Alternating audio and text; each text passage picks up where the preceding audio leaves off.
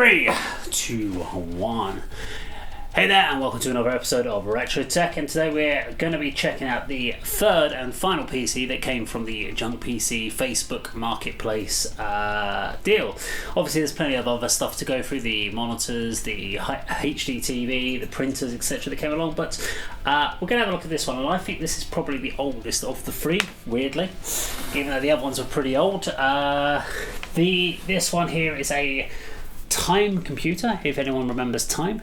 They were a maker before brands like PC Specialist and stuff. They were a online brand that built similar to what Dell did, built PCs. This one still has its 1.4 megabyte floppy drive at the front, which you don't see very often anymore, mainly because it's 1.4 megabytes. That's just such a small amount of memory. It's just pointless to have. So yeah, let's have a look at this one. So this is an Intel Celeron. Well, it says it's an Intel Celeron. It may have been updated by now and put something else in, but the guy seemed to, or the person that had this previously, he tended to just buy a new PC. But we've got Time computer, Windows XP, we've got an Intel Celeron sticker here, we have the Windows XP license. I love the way they did that. And on the back we've got not a lot else apart from it's had a network card put in and all the usual gump on the back. But let's open it up inside and have a look. Okay, so this one does need a screwdriver, so let me find my screwdriver, bear with me.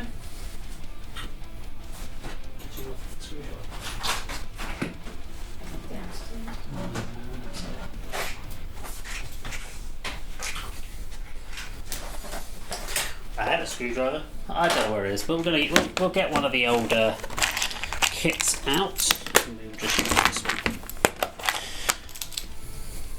Eeny, meeny, miny, mo. And always the problem. You just put your tools down. You can't find the bloody things afterwards. So it has a handy little latch at the back for locking away, but we haven't had this locked, so let's have a look. I do like this on the old cases where these plastic funnels to help get the airflow out, so the heat kind of forces its way rather than sitting inside the case.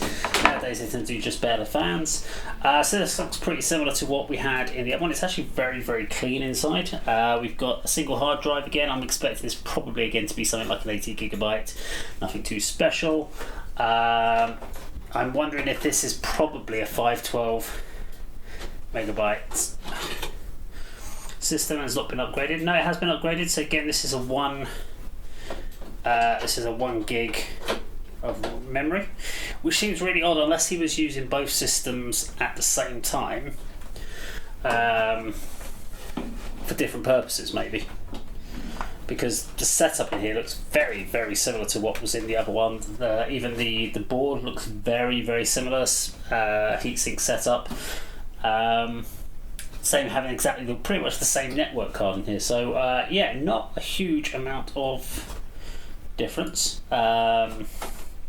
So I think the next stage is let's boot it up. On the last system I did it as a separate video, but I think what we'll do is we'll at least attempt to get this booted as is, and then we'll do a little bit of if it does boot up, then on the next video we will see. But I think this is obviously going to be an XP. I doubt that this was ever upgraded anything further, because his other systems that he had has always been XP. So he never went down the route of Windows Vista 7, 8, etc. So let's just quickly connect this all up.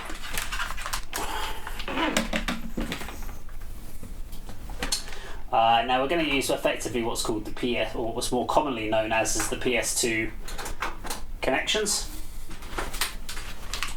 Even though weirdly they were obviously not used as PS2 connections until much, much later time.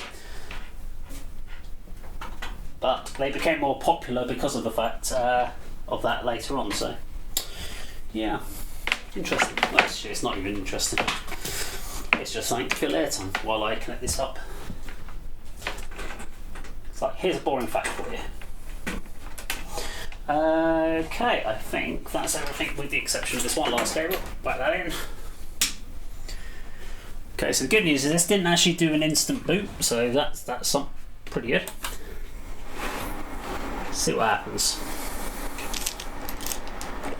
Hopefully I clicked the RAM in, which I thought I did. It isn't double beeping at me, which is not usual. Okay, so we've got an Intel Celeron 2.4, very similar. Again, yeah, we've got a gig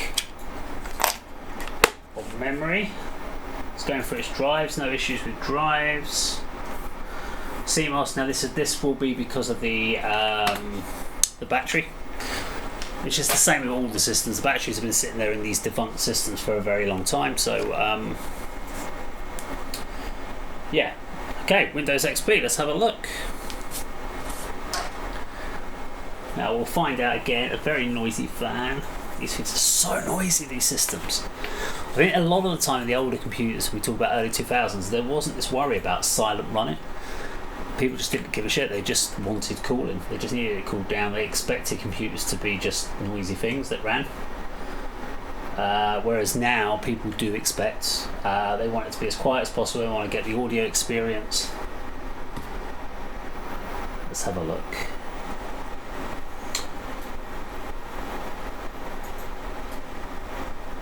Cannot for display this video mode. They had changed video settings. Okay. Well, I can't change the video settings if you don't actually allow me to log in. That's quite useful.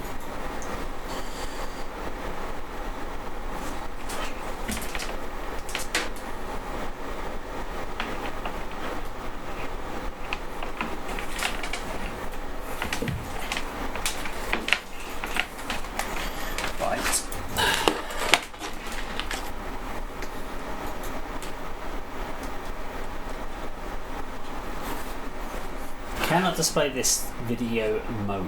Well, I don't want to have to go back in a recess. This was set up as